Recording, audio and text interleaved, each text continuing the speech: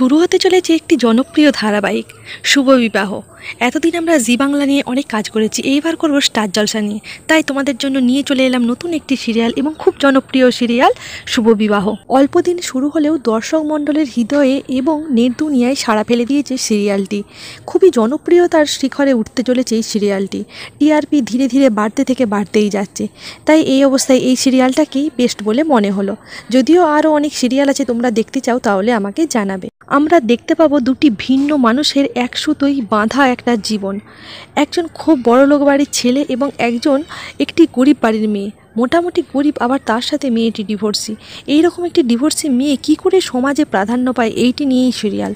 আমরা দেখতে চলেছি ফেজ এবং ফুদার জীবন কাহিনী। ফেজ একটি বড়লোক বাড়ির ছেলে, তার সাথে নিজে বড় ব্যবসায়ী এবং সে তার ঠাকুমার খুব ভরসার নাতি। ঠাকুমা ফানন দেবী বড় নাতিকে খুবই ভরসা করেন এবং বড় নাতি তার ভরসার মান রাখেন।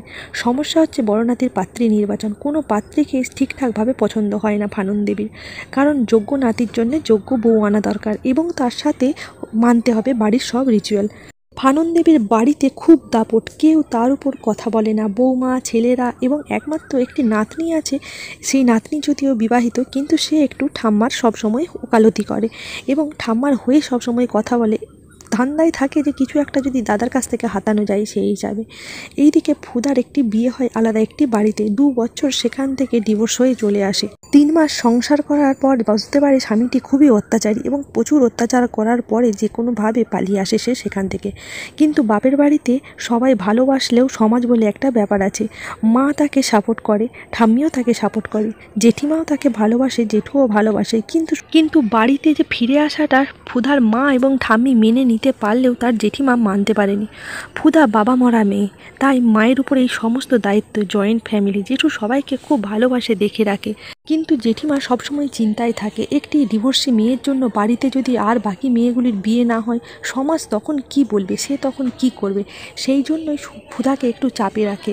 আর ঠাম্মির এইদিকে তার মেয়ের বাড়ির নাতনির বিয়ে, তার মেয়ে আসে এবং তাদেরকে ছোট বড় কথা বলতে থাকে গয়না নিয়ে। সিরিয়ালটি বেশ কিছুদিন শুরু হলেও মুখ দেখাদেখি হয়নি নায়ক এবং নায়িকার, এবং সেই কাজটি সম্পন্ন হবে আজকে। একটি গয়নার দোকানে যখন যায় তখন আয়নাতে ফুদার মুখটা লক্ষ্য করে ফেজ, এবং সে যে স্বপ্নে মেয়েটিকে দেখে সেই মেয়েটির চোখের সাথে এর চোখের অসম্ভব মিল। তাই অবাক হয়ে মেয়েটিকে দেখতে থাকে। মেয়েটিও ভালোভাবে ছেলেটিকে দেখে। এই ছেলেটি আগে তার সাথে দেখা হয়েছিল, অনেকবার তাকে সাহায্য করেছে, কিন্তু ধন্যবাদ জানানো হয়নি। তাই এইবার ছুটে যায় ধন্যবাদ জানাতে, কিন্তু এখন তাদের দেখা হয় না। আবার তারা যে যার বাড়ি ফিরে যায়। ফেজের ঘটকালি শুরু হয়। ঘটকে সে সব মেয়েদেরকে দেখায়, কিন্তু এই মেয়েটির ছবি যখনই দেখে তখনই বলে এইরকম ডিভোর্সি মেয়ে, বিয়ে হওয়া মেয়ে আমার বাড়িতে চলবে না। ঠাম্মি না চাইলেও এই মেয়েটির সাথেই বিয়ে হবে তার নাতির। নায়ক নায়িকা বলে কথা। দেখা যাক পরবর্তী এপিসোডগুলিতে কি হয়।